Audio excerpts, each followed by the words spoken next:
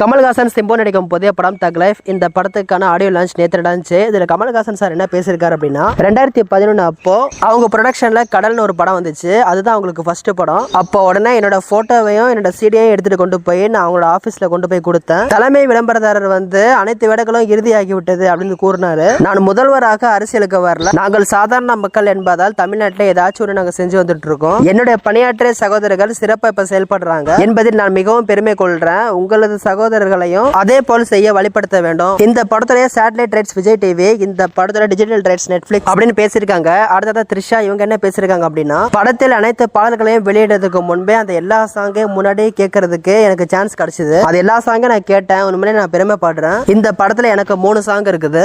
எனவே நான் அசல் வடிக்கப்படாத படிப்புகளை கேட்க முடிந்தது. சிம்பு நானும் அடுத்த படத்துல எப்போ இணைவீங்க அப்படின்னு நிறைய என்கிட்ட கேட்டாங்க.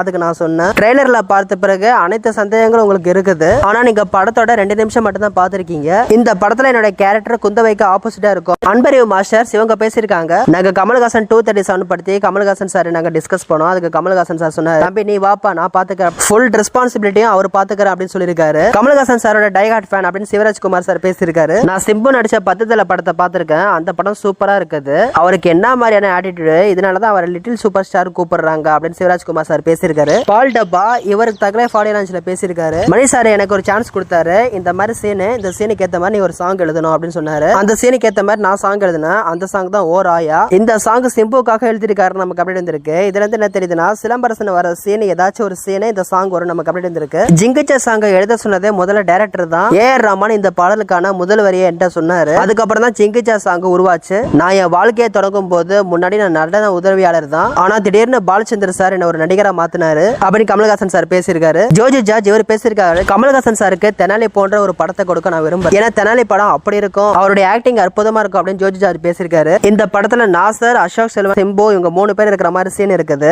அந்த சீன் செம்ம எமோஷனல் சீனா. அது இந்த படத்துல முக்கியமான சீன் அப்படின்னு நமக்கு அப்படி இருந்திருக்கு. ஏஆர் ரஹ்மான் இவர் பேசியிருக்காரு, ஜிங்கிச்சா சாங்க்கு முன்னாடி ஒரு சாங் இருக்கு. அந்த சாங் கமல்ஹாசன் சார் ஓகே சொல்லிட்டாரு. ஆனா இது ரொம்ப நல்லா இருக்குன்னு நான் சொன்னேன். கவர்ச்சியான டியூனை அனுப்பிய பிறகு அவருக்கு அது பிடிச்சிருக்குது. இந்த படத்துல சுகர் பேபி சாங் இருக்கு. இந்த சாங் சில லைன்ஸ் கேட்டு நானே எந்திரிச்சிருந்தேன். என்னோட ஃபேவரட் சாங் விண்வெளி நாயகா. இந்த படத்துல எல்லா சீன்ஸையும் நான் கம்போஸ் பண்ணியிருக்கேன். எல்லா சீன்ஸையும் நான் என்ஜாய் பண்ணி பார்த்திருக்கேன். ஏஆர் ரஹ்மான் சார் பேசியிருக்காரு. சிங்கர்ங்கிற ரோல்ல த்ரிஷா ப்ளே பண்றாங்க இந்த படத்துல அப்படி நமக்கு அப்டேட் வந்திருக்கு. அடுத்ததா எஸ்டிஆர் இவர் பேசியிருக்காரு, மணிரத்னம் சார் நான் மறக்க மாட்டேன். ஏன்னா என்னை வச்சு படம் எடுக்க எல்லாரும் பயந்தாங்க.